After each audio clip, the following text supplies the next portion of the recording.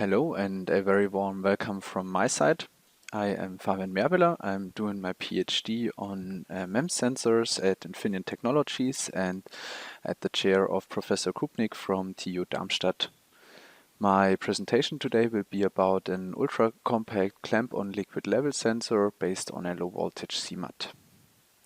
First, I'd like to introduce you to fill level sensing with ultrasound in general. The basic principle is measuring the time of flight. It's either in air or in a surface acoustic wave. When in air, it means that, as you can see in figure 2, the pulse runs from the top to the liquid surface and back. And for surface acoustic waves, the pulse runs along the inside of the tank within the liquid. I show you a commercial sensor in figure 1, which is relatively bulky, having dimensions of about 4 by 4 by 6 centimeters. And the overall problem with such sensors is that they need access into the containment and thereby need a chemical protection against all kinds of chemicals that are stored. On the other hand, they are sensitive to any kind of dust and mist when using airborne sensors, as the liquid can evaporate, and the surface acoustic wave approach is sensitive to gas bubbles, sediments, or any other changes of the surface on the tank, and thereby such sensors are not too reliable in operation.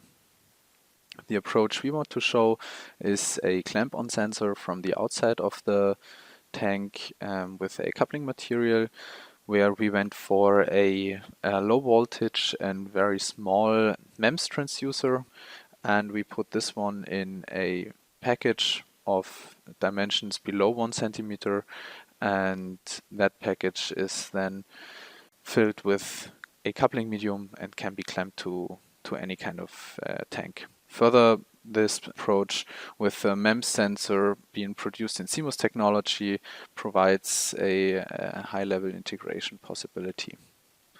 So shortly introducing the MEMS sensor, technology related, I chose a plate thickness of 900 nanometers, a plate dimension of a squared plate of about 55 microns edge length, and a vacuum gap between the electrodes of 110 nanometers. I did COMSOL simulations, so finite element simulations, to get a feeling for which key figures to expect from the sensor, and I checked those figures with a laser Doppler vibrometer measurement for whether the technology works fine and whether the sensor works as expected. So first things first, I went for the resonance. The COMSOL model consists of a quarter of the plate with 2 symmetries, and the lowest resonance mode shows a value of 5.37 megahertz from the simulation, and you can see in the upper figure the mode shape that is extracted, obviously the lowest mode. The laser Doppler vibrometer measurement in the middle of the membrane shows a resonance at 5.36 megahertz, where I applied white noise together with a DC voltage and then did a Fourier transform. So the transformation amplitude is, or Fourier intensity, is shown on the y-axis here in arbitrary units. The measurement shows the average value of all 40 cells of one sensor, and on average has a Q factor of 176. Further on, I had a look for the pull-in voltage, which also is key for the low voltage operation. The simulation is conducted with a force balance approach, so the solver solves an equation for the DC voltage at a given plate displacement. When plotting the plate displacement against the DC voltage, a graph like the shown one comes up, where the maximum is the pull-in voltage and all higher values for higher plate displacement are unstable solutions of that. With that approach, the pull-in was estimated to be about 9.34 volts, And the laser Doppler vibrometer measurements showed a pull-in of 9.17 volts with a variation of about 0.4 volt. The measurement was conducted with a triangular excitation voltage with 100 Hertz, so accessing a quasi-static behavior of the membrane with an amplitude from 0 to 10 volts, as the pull-in is expected below 10 volts. With that measurement, we could detect the pull-in and also the pull-out, and a strong anti-sticking behavior is also confirmed thereby, as the triangular voltage is applied over many thousands of times.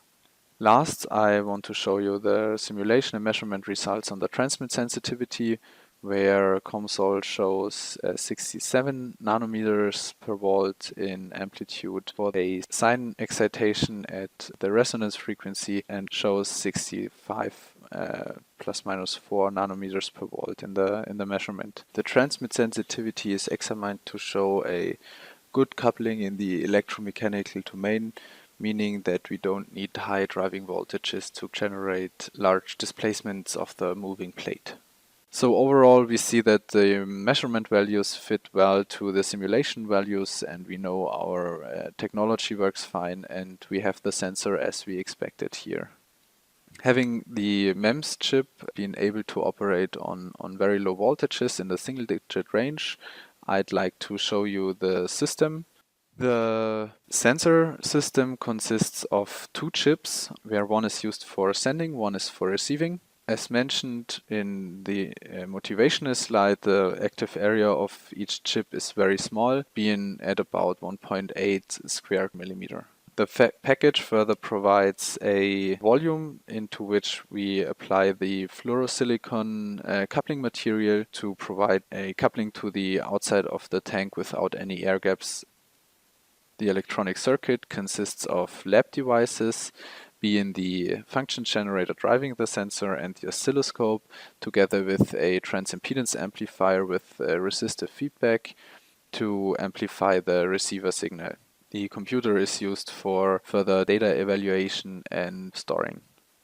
The pulse provided by the function generator is made up of a 8-cycle sine wave with a DC voltage of 6 volt and an AC voltage of 3 volt, so staying at 9 volt and below the pull-in in the total applied voltage.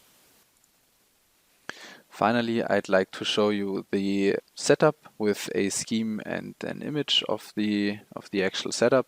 I use tap water in a tube to have an artificial tank, and I had the sensor clamped to the floor of the stand you can see here in aluminium on the bottom of the image, which has a thickness of about 1 millimeter and which is plate of plastic. So the acoustic sound waves travel through the plastic wall into the water and back through the plastic to the sensor. The arrows in the scheme already show that there are several sound paths.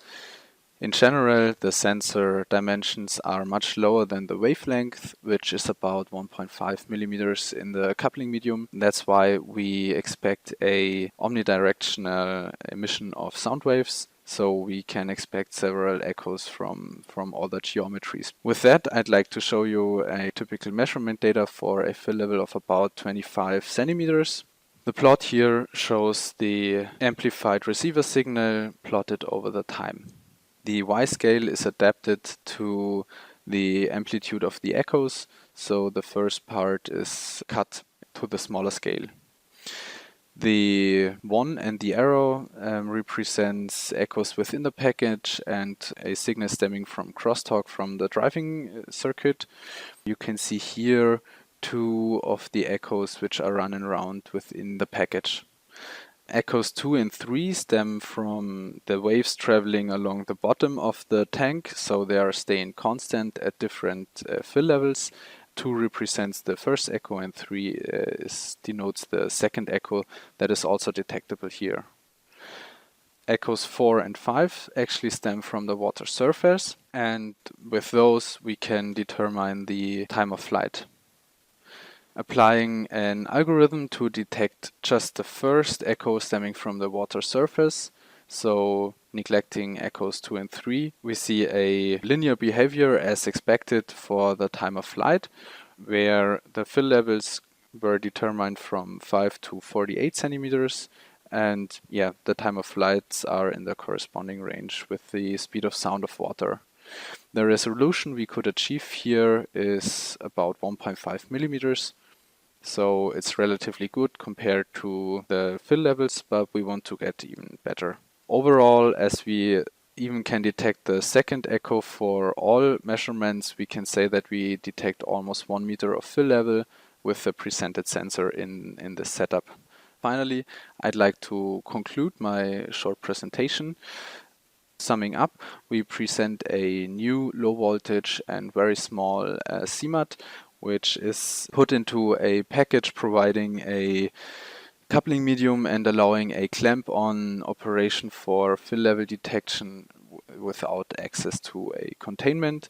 And finally, we could demonstrate the working sensor system in water up to 1 meter. The outlook we have planned is to build an embedded system, of course keeping in mind the very small system design, and the overall goal is to reduce noise. On the other hand, we want to apply enhanced signal processing algorithms for low range fill level and for sub-millimeter resolution. So thanks for your attention, and I'm looking forward to your questions.